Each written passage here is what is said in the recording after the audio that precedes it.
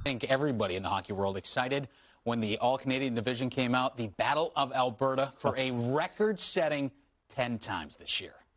We don't like them, they don't like us, so I think it'll be like that for a while. This tale oldest time Battle of Alberta. Round one goes the way of the Calgary Flames. They've been going at each other on and off all night. Zach Kassian is incensed. There's a long shot, scored! Lindholm, Flames win it. Two guys we did not have on the fight card. Kachuk, Kassian, an anticipated fight. The Flames win round three. And the first fight of the night, two big guys. And that's where Smith are going to go. That's dead right. This is unbelievable. And the Edmonton Oilers rolled into Calgary tonight and laid a beat down. And that's what we're hoping for. Yard sale every night. Sticks, gloves, because there isn't a more intense rival in the NHL right now than the Battle of Alberta. So let's talk expectations. Who do you think has more pressure on them when it comes to dynamic duos? Because both these teams have them.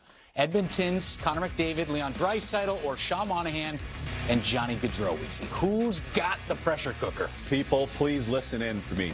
The two on the left have been league MVPs. So let's start there, all right? And they played well in the playoffs. The two on the right have so much skill and talent, but they've been a little MIA based on their points per game percentage in the regular season. I mean, those are high points per game. So for the folks in Calgary that I know, I'm looking at Gaudreau and I'm looking at Monahan because those guys are good enough to take games over. You see the point percentage in the regular season, but Rupper, you and I both know, and being in this league a long time, you look for your best players to be your best players, and those are two of the best players in Calgary. But Matthew Tkachuk, for me, by a landslide, has been the best player, and they need that to kind of tilt in the favor of Gaudreau and Monahan. You know how when you're in school and you get, the teacher says, you know what, we're going to have your final exam is going to, that's going to consist of what, 80% of your final grade? Yeah. Sure. And that's tough, right? Yeah. But that's what it is here for the Calgary Flames. Yeah. The playoffs mean everything to grade what Johnny Gaudreau and Sean Monahan are. All of that. It doesn't matter what they do the whole semester prior. It's what they do in the playoffs or what they haven't done in the playoffs. Ton of pressure on those two. So I'm going to say they've got more pressure.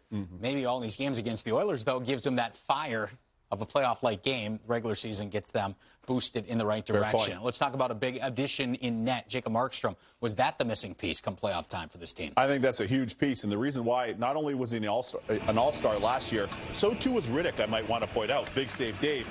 But Markstrom's such a big, imposing man in the net. And I really think the year he had in Vancouver last year, for me, he was right in the Vezina Trophy conversation. I think he finished about 4th, just outside the top 3. But he was spectacular in Van. Van was great for him. For Calgary to get that big tower, a la Calgary Tower behind us, I really think that that's going to change the complexion of their team. A completely irrelevant thing to mention here. When you watch the highlights right there, you watch them in the old throwback Vancouver Canuck jerseys. The best, How right? nice those look. Now he has the opportunity to wear the Reds in Calgary. Oh, my goodness. Jacob Markstrom's house better have those two jerseys framed. The best jerseys in all of hockey. Where does he go next year? They're sweet. Is he going to Hartford next year? Whatever, just milk it while you can, man. It's nice. Unbelievable. All right, they look good off the ice. We'll see if they look good on the ice this year. Again.